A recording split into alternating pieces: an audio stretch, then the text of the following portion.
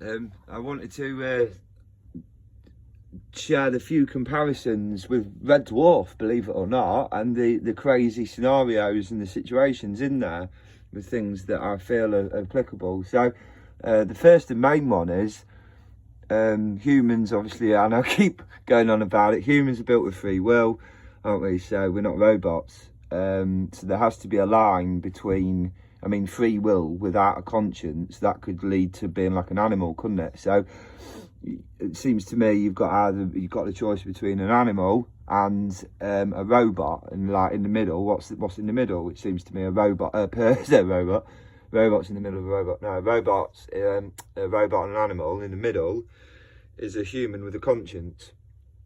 But because we have free will, we get to choose whether we get to listen to it or not.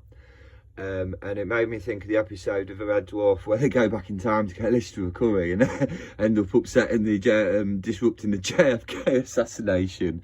All I wanted was a smegging curry. But yeah, the Crichton's behavioural chip. Do you remember? So Crichton the robot had the behavioural chip removed by Lister because otherwise he wouldn't have been able to go, or for some reason. So when we're there, they asked him to get food, and he got them a piece of a dead person and they started eating it because they didn't he didn't have any behaviour protocol. And I thought, that was interesting. And when he was confronted, he says, "Well, you took my behaviour protocol out. You know, I didn't really see. I didn't have a filter. I didn't really see what the problem was." And he didn't see what the problem was because there's nothing there telling him, beep, beep, beep, beep, beep, no, this shouldn't happen, no, stop what you're doing, you don't feed humans food, you don't feed humans their own meat. But there was nothing there going, beep, beep, beep, don't feed the human their own meat. And I'd speculate, obviously, that it's like your conscience. You're doing something bad, it's like, no, beep, beep, beep, beep, beep, don't do that, don't do that, don't do that. But, over time, like anything, you can tune it out, can't you? You can ignore it if you choose to. But I'd speculate that ignoring your conscience is more of a, initially would be an effort, wouldn't it? Because I think it's something that comes naturally. So to ignore your conscience, you would have to really try, wouldn't you? Don't you think? I've got a conscience. I don't know. I don't know what else is. But, yeah, I think you'd, I don't know. Yeah, you'd have to try. I know what else. The good and the bad. So the two ships that were, one was really good and one was really bad, and everything one on there was to the extreme as to what that ship was, wasn't it? It was either amazingly good or really, really bad. And that's to me, that's how the world was. Perfect. It was really good, and then obviously all the badness happened, and now it's really bad.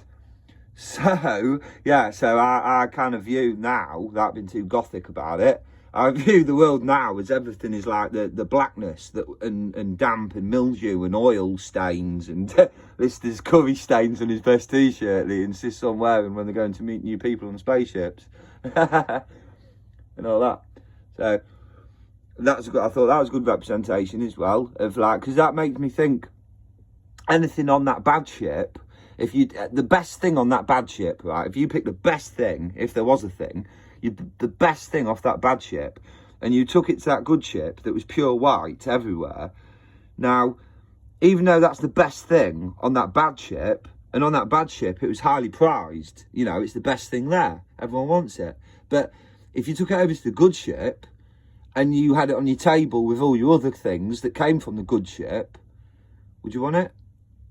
Or would it be that black stain on everything else you've got, So that's why I see it. So the way I see it is anything that's good, or even better actually, I'll make it more personal, any feelings of enjoyment or happiness or absolute bliss that we feel on this earth, in this life, before, then in the future, it will be like that comparison, and the people, imagine now, you've been always living on that dark ship and you've never seen the light ship, right? So now you don't even know that there's a fantastic, amazing other version of Red Dwarf out there. You only know you're on the bad ship with the mould and the mildew. You try and get nice things, but they are tainted with mould and mildew. But and you don't know any better. We don't know any better. So we're on that ship. Sorry, we, not you. I don't mean to personalise it that much. I'm not picking a fight. Sorry. Yeah. you. I start pointing now, get my finger out. You, hey, yeah, you. No, I'm only joking. Look, me. Look, me. Me. What's on about, apart from you and me? To me, to you. Oh, yeah, Chuckle Brothers, right? So, no, I'm only joking. I ain't gone that far yet. What was it about? It's BPD, I'm sorry, I get memory loss. I don't think it affects my sanity when I have these little memory gaps. I don't feel it projects that I've lost my sanity by forgetting things and then remembering them again. It's BPD. Well, I'd like to think it is. If it's not, then obviously got something else wrong with me as well. That's horrible, isn't it? What was I talking about?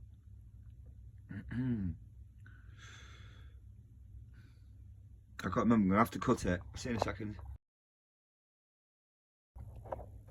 Oh yeah, okay. I'm back on it. Right, and the best one, the one that actually made me want to come on here and say this, it's because again, it's promoting the positive hope for the future. So something in the Bible always made me like go, oh, that's that. Do you know what? That sounds ideal. So like the reward for all our struggle at the end of this, it says is God, Jehovah, is preparing a place for us. Right, and if it's from Mr. Limitless and we've just made him happy and he's preparing something for us, Mr. Limitless is going to prepare something spectacular and limitless, okay? Because he does that. If he don't like you, you know, you're going to get ground into dust. But if he does like you, we're going to live forever in proper holiday mode, no worries, just that constant holiday feeling. The bit when you've actually got money and you haven't spent it all. The bit where you can just like, oh yeah, we'll do that. You know, that bit. It'll be like that all the time. That's why I'm doing this. That's why I'm trying to tell other people. Because everyone works to save up and go on holiday. This is free, mate, okay? Not through the sun. It don't cost you a tenner. It's free. But yeah. I was talking about Red Dwarf. So yeah, in it, there's an episode where this character needs the four Red Dwarf characters to stay on his little spaceship, because obviously Red Dwarf's sci-fi. So the concept here is he's partly made from each one of their consciousnesses, and it somehow forms a physical figure. And he's called Legion. And there's something quite sinister about that name, Legion. I remember looking at it before, but I've forgotten. I need to research it again. But no, it's not a good word, Legion. It implies something quite sinister, I think. But yeah, his name was Legion, and he needed to keep him on the spaceship. And for him to be alive, the premise was that before they came, it said the spaceship had no people on it, and then as soon as they arrived, it's like, yeah, one life form detected, sir. So crying, obviously. So yeah, and basically, the reason I'm saying all that is because he had to keep, for his sake, the premise was here, he had to keep the four characters from Red Dwarf on his space station for him to like simply be alive. So he prepared a room for them. Okay, so this is obviously what I'm getting to. Thanks for being patient. He prepared a room for them, and in Lister's room he walked in, and I think he even referred to it as he walked in. He goes, "Oh, here's your cell." And Lister's like, "You're nutter. This is my cell. It's got everything I want in it. Sugar puff sandwiches, all that." It's funny, but yeah, and as soon as like this, well, to be fair, I saw Red Dwarf first, so yeah. But when I read this in the Bible, I think that's when it clicked. One of the two, anyway. But yeah, and that clicked, and it's like, he's preparing a room for us. And I thought, yeah, that'd be nice, wouldn't it? Have a little respite in a room that's like that. And again, like, there's no massive point to it. It was just a visual representation of something that sounded really familiar.